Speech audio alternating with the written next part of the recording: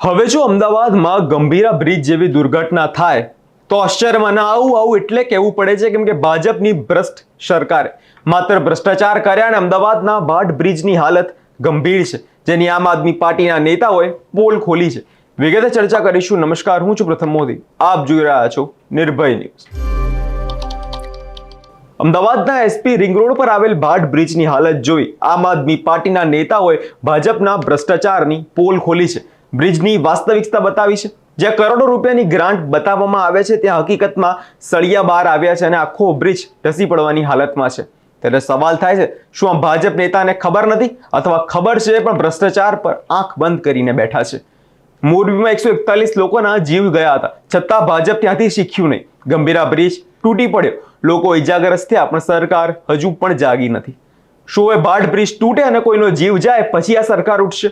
શું ગુજરાતની જનતા હંમેશા બેદરકારીનો શિકાર બનતી રહેશે? આપ નેતાઓએ ચેતવણી આપી છે, જો આ બ્રિજ પર દુર્ઘટના થશે તો આની સીધી જવાબદારી ભાજપ સરકાર અને ઔડાના અધિકારીઓની રહેશે। ભાજપ નેતાઓ કેમેરા સામે તો રાત દિવસ દેખાય છે પણ જ્યારે જર્જરિત હાલતમાં જ્યારે બ્રિજ તે કેમ નજરમાં નથી આવતો? જો કરોડો રૂપિયાની ગ્રાન્ટ પર ગર્વ કરે છે અને ગ્રાન્ટનો એક રૂપિયો ક્યાં ગયો એનો હિસાબ આપવાનો સમય હવે આવી ગયો છે। આપ નેતાનું કહેવું છે, જો આ કોઈ રાજકારણ નથી, આ જનહિતનો મુદ્દો છે। ગુજરાતના નાગરિકોનો જીવ સાથે રમખાણ બંધ થવા જોઈએ। ભાટ બ્રિજ સમારકામ તરત થાય નહીં તો આપ આખા ગુજરાતમાં મોટું આંદોલન કરશે। નજર કરીએ પહેલા તે બ્રિજના દ્રશ્યો પર અને સાંભળીએ કે આપ નેતાનું શું કહેવું છે। નમસ્કાર, આજે આમ આદમી પાર્ટીની પોલ ખોલ ટીમ અહીંયા ભાટ બ્રિજ એસપી રિંગ રોડ ખાતે આવેલી છે। આજે 2022માં 72 કરોડથી પણ વધારેનું ફંડ આ બ્રિજ પાછળ વાપરવામાં આવ્યું હતું। ઓડાનું બજેટ 2200 કરોડથી પણ વધારે છે। તેમ છતાં ગુજરાતની જનતાને શું મળ્યું? તો આ તૂટેલા રસ્તા, સળિયા દેખાઈ રહ્યા છે। ગંભીરા બ્રિજ અને મોરબી બ્રિજ દુર્ઘટના જેવી બ્રિજ દુર્ઘટના થાય એની સરકાર શું રાહ જોઈ રહી છે? ગુજરાતના સુપર સીએમ હર્ષ સંઘવીને કહેવા માંગીએ છીએ કે તમારા રાજની અંદર ગુજરાતની પ્રજાના ટેક્સના પૈસા ભ્રષ્ટાચારના નામે ભારતીય જનતા પાર્ટીના મળતિયાઓ ખાઈ જાય છે।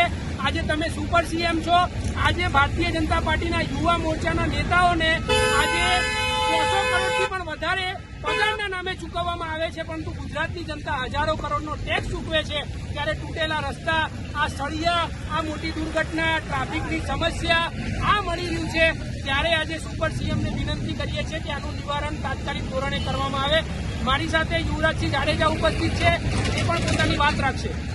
ગંભીરા બ્રિજ ભાટ 2 ન બને એના માટે આ માધ્યમથી સરકારને વિનંતી કરીએ છીએ કે તમારા જે ભ્રષ્ટ અધિકારીઓ છે, તમારા જે ભ્રષ્ટ નેતાઓ છે, એના બાબતે આજે આ કહી શકાય કે આ બ્રિજ જે અત્યારે ગંભીર હાલતમાં, જર્જરિત હાલતમાં, જેથી કોઈ પણ મોટું વાહન નીકળે તો આખો બ્રિજ વાઇબ્રેશન મારી રહ્યો છે। એટલે આ બ્રિજની પરિસ્થિતિ ખૂબ ખરાબ છે। એટલે ભવિષ્યમાં આ બ્રિજ જો પડ્યો અથવા તો કોઈ પણ મોટી જાનહાની થઈ તો એના માટે જવાબદાર ભ્રષ્ટ ભારતીય જનતા પાર્ટીના નેતાઓ, એના કટકીબાજ કોન્ટ્રાક્ટરો અને અધિકારીઓ રહેવાના છે। કેમ કે આ દુર્ઘટના એ માનવ સર્જિત દુર્ઘટના કહેવામાં આવશે અને કુદરતી દુર્ઘટના કહેવામાં નહીં આવે તો મોટી જાનહાની ટળે એના માટે આ પોલ ખોલ ટીમ આજે તમારી પાસે વિનંતી કરી રહી છે કે તાત્કાલિક ધોરણે આ બાબતનું નિરાકરણ લાવવામાં આવે અને આ બ્રિજ જે છે એનું ફરી વખત સમારકામ કરવામાં આવે। 72 કરોડનું બજેટ એ કોણ ખાઈ ગયું તે પણ તપાસ કરવામાં આવે। મોરબીના 141 લોકોને મૃતકોની ચીસો હજુ પણ સંભળાય છે। ગંભીરા બ્રિજ તૂટી પડે અને સળિયા હજુ પણ આંખ સામે દેખાય છે। હવે ભાટ બ્રિજ પર એ દિશામાં જઈ રહ્યો છે। સવાલ એ છે, શું ગુજરાતની ભાજપ સરકારને લોકોના જીવની કિંમત સમજાતી નથી?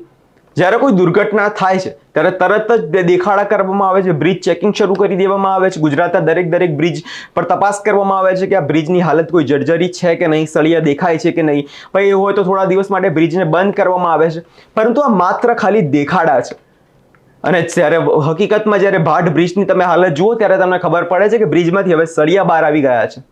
કે સરકાર હવે કોઈ બીજી દુર્ઘટના બને એ પહેલા જાગી જવી જોઈએ, નહીંતર ગુજરાતની જનતા હવે તમારી પોલ ખોલશે નહીં અને 2027માં તમને પરિણામ આપશે।